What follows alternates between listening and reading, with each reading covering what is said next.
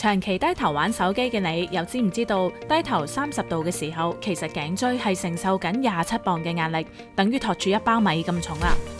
我諗好多打工仔啦，都好常耷低頭撳電話啦，又或者撳電腦㗎。久而久之咧，都會出現一啲慢性嘅頸痛。嗱，羅醫師啊，其實成日耷低頭用電話啦，對於我哋頸椎嘅壓力有幾大呢？其實我哋經常耷低頭咧，個壓力咧就好大嘅。咁有研究就顯示咧，就話佢低頭15度嘅時候咧，佢頸部嘅承受嘅壓力大概12公斤度啦。咁如果佢耷低60度嘅時候咧，咁佢接受嗰個即係頸椎承受嗰個壓力咧，就大概27公斤度。咁你幻想下，如果我哋耷低頭去到60度嘅時候咧，可能講緊有5包米喺我哋個背脊嗰度，係好大嘅負擔嚟嘅。咁喺中醫嘅角度啦，頸痛係屬於咩問題，同埋有啲咩成因嘅呢？咁喺中醫嘅角度嚟講咧，咁頸痛咧其實都係屬於痹症嘅範疇嘅。咁佢最常見嘅成因咧就係風寒濕嘅邪氣入侵咗我哋經絡啦，阻礙咗我哋嘅經絡流暢度啦，咁會引起一啲痛症。咁如果風重嘅人咧，咁佢會覺得個痛嘅感覺咧就會周圍走嘅。如果濕氣重嘅就會覺得好重罪啦，寒症重嘅話咧就會覺得好凍啊，或者好固定嘅一個痛點啦。咁我哋平時見到返工嘅人士咧比較多嘅就佢個頸椎勞損得犀利嘅，咁而且佢哋工作壓力好大啦，咁好多時候都會出現一啲氣滯血瘀嘅表現嘅。咁如果血瘀症嘅頸痛咧，咁好多時佢嗰個痛嘅感覺就係一啲刺痛嘅感覺、針拮嘅感覺，甚至乎如果佢壓迫到神經咧，都會有一啲手啊麻痹嘅感覺嘅。咁如果頸痛咧發生喺中年人身上咧，咁我哋可以喺佢個 X 光會好容易見到有啲骨刺啊，或者一啲韌帶鈣化嘅情況出現。咁佢點解會有呢啲情況發生咧？就係可能佢喺年輕嘅時候啦，佢工作壓力比較大，而且保養又唔好喎。咁佢嗰個氣血經絡行得唔好嘅時候咧，久而久之就會出現一啲勞損嘅情況，就會有呢啲表現啦。咁頭先你都講過啦，頸痛啦可能會有一啲吉吉地嘅感覺出現啦。咁除此之外啦，仲有啲咩症狀會發生嘅咧？咁好多時有頸痛嘅話咧，咁佢會好容易出現真係頸膊嘅疼痛啦。咁有時會扯到去個頭頂或者扯到眼睛嗰度唔舒服嘅。咁如果頸椎上段頸椎多有問題嘅話咧，咁好多時候喺五官上面咧，即係眼耳口鼻會出現一啲症狀，譬如睇嘢會比較朦啲啊，或者唔係好清楚啊，好暗啊。咁又或者係個鼻會出現一啲鼻敏感症狀啦，耳仔就會出現耳鳴 VV 聲啦，而喉嚨嗰度咧，佢會覺得成日好似有啲痰棘住想唻又唻唔到出嚟喎，會有呢啲情況出現咯。咁除咗頭先講嗰啲五官嘅症狀之外啦，咁其實有時啲內科嘅症狀都可能關頸椎事喎，譬如成日都瞓唔到覺啊，半夜好易扎醒啊，佢胃酸倒流啊，或者係一啲胸悶心悸嘅症狀咧，都係有機會係關頸椎事。咁所以我哋見到啲病人嘅時候咧，我哋都要好仔細咁去檢查究竟佢發生嘅症狀係關唔關個頸椎事。咁即係唔好睇小頸痛，原來係可以影響全身嘅。係啊，其實頸痛會好多唔同嘅症狀都出現到，咁好容易喺其他科嗰度 miss 咗，咁我哋就可以要仔細咁去檢查佢嘅頸椎問題咯。咁你哋中醫會點樣治療頸痛嘅問題呢？咁我哋一般咧都會用內服中藥、針灸同埋拔罐推拿呢啲手法去治療啦。咁譬如中藥方面咧，咁如果係嗰個人比較風重嘅話咧，咁我哋可能就會用常用嘅葛根湯啦，或者佢氣血唔夠嘅話，就用一個補中氣湯或者十全大補湯嘅。咁另外針灸咧，咁我哋平時都會用一啲常用嘅穴位，譬如風池穴啊、大椎穴啊、膊頭嘅肩井穴啊，咁呢啲穴位咧都可以有效咁樣疏通同埋減輕嗰個頸部嘅疼痛咯。如果我哋想令到頸部嘅氣血比較通暢嘅話，其實我哋仲可以用一個刮痧嘅方法。好多時候見到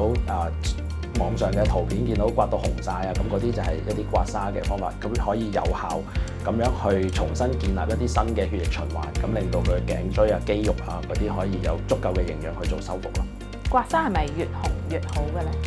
刮痧其實就唔係越紅越好嘅，咁都好視乎個病人嘅體質啦。咁如果佢本身氣血比較弱嘅，好多時候或者頭幾次治療嘅時候咧，佢嗰個紅色咧都唔係咁出嘅。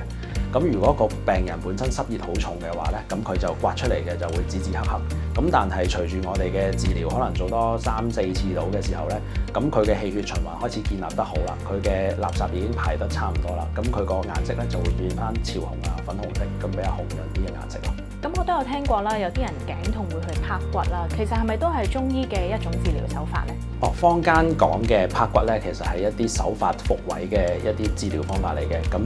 其實大家會睇到一啲治療嘅片段啦，咁個 clock 一聲好療愈嘅。咁其實點解我哋要做一個手法復位嘅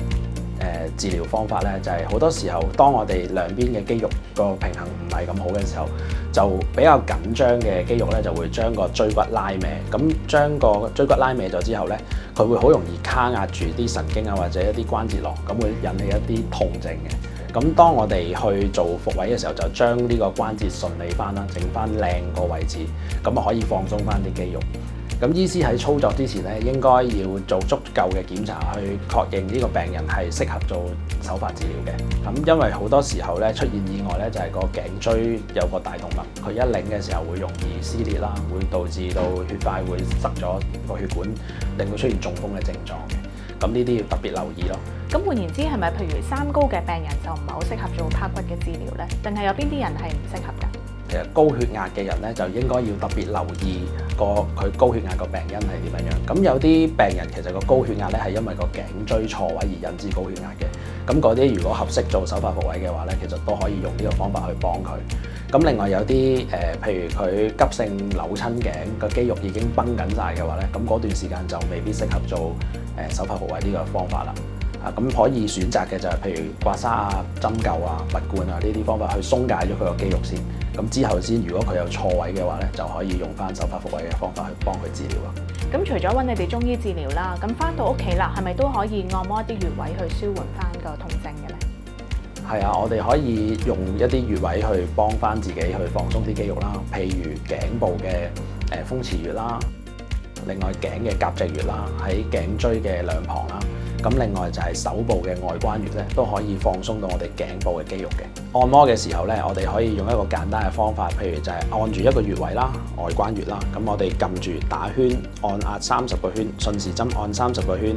逆時針按30個圈，中間可以休息一下。咁每一日做3至5次，個效果就已經可以好好噶啦。咁患者日常生活有咩要留意呢？頸椎病或者頸痛啦，咁其實好多時候都係因為風寒濕引起啦。咁我哋都需要避開風寒濕呢3個因素嘅。咁風咧就可以避開啲冷氣風口位啦，寒咧就係可能一啲冬天嘅時候我哋要注意保暖喎。濕氣咧就可能要平時着件衫濕咗嘅時候就要替換一件乾身啲嘅衫。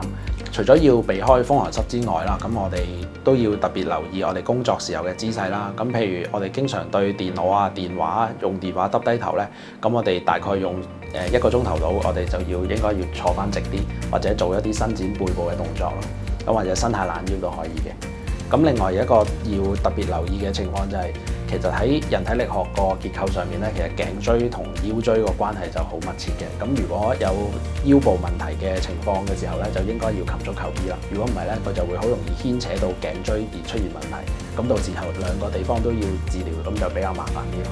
原來頸痛咧可以引起咁多身體唔同嘅問題啦。所以如果有頸痛嘅朋友啦，除咗要留意姿勢之外咧，就記住及早去揾中醫治療同埋調理啦。